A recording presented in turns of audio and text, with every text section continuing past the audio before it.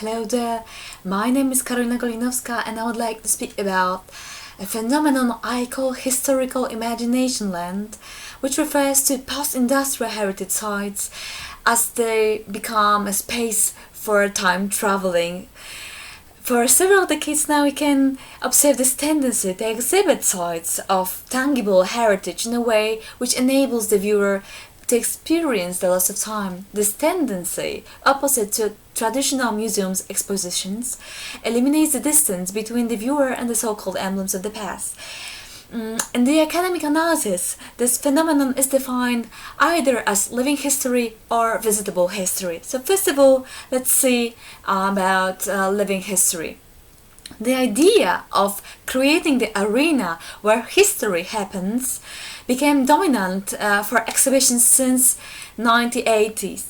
By becoming immersed in this apparently existing world, the tourist gained the opportunity not only to see the original landscape of the past, but also to connect with the real people impersonated by actors. In order to create the sense of authenticity, the real people would speak in the first person, pretending they did not know anything about contemporary times. Unfortunately, this way of presenting the past created not only the impression of time traveling, but also contributed to the idea that the past could be experienced in this unforgettable, banalized and infantilized way.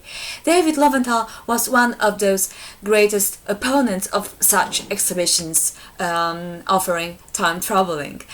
And the second way of defining this phenomenon, so visitable history, does not differ very much from the living history as such. So the visitable history is regarded as a deep exploration of local resources that enables the traces of the past, such as urban space, architecture, smaller artifacts or even ruins, to accumulate into a journey through the time. However, this local specificity exhibited in such places does not make them immune to the influence of the global tourism.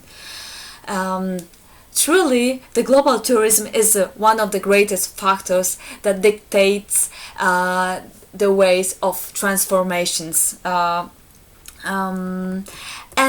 both visitable history and living history create a way of experience the past from the present moment, which means they de facto serve as tools for shaping the content of culture memory. So, to make it very clear, I would like to emphasize that after Paul Ricoeur, I do consider history and memory as two separate and autonomous discourses about the past with different social functions ascribed to them. So, even if we consider revitalizing historical places as a way of reassembling the original idea, they are still the arena for contemporary activities, contributing to the process of experiences the loss of the time. So, in other words, places frozen in time are not discursively static spaces, but they actively shape the content of cultural memory about themselves through the interactions and the tourist experiences they offer. So this trend of experience the past is especially useful for presentation of post-industrial heritage that refers to everyday life of common people. This everyday life wouldn't be found in, for example, official monumental history narratives. That is why they are so interesting for global tourism, because they are a kind of break from this very monumental and official way of presenting the past. So the places of work were to become a special interest for those designers of the particular form of time travel. That is why several decades ago, many factories, mining sites, shipyards or railway sites come to be open for touristic purposes. The visual aspect, the most important factor of this experience, contributes to the overall idea of the past as such, pretending that the tourist is served a real history.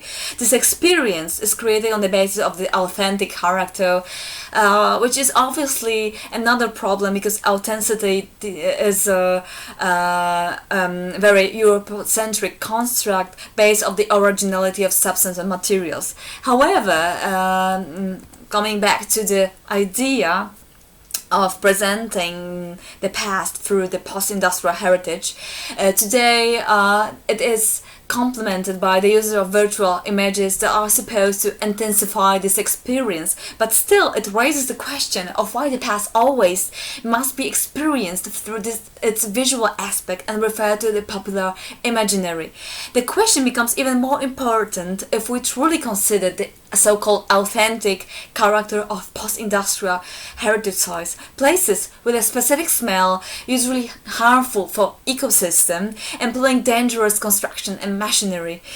Not only is their authentic character reduced to this visual dimension, but it also ignores all the aspects considered controversial or unpleasant. By that I mean that the real history is just a part of process of the aestheticization of the past that always served more privileged parts of society. Thank you for your attention.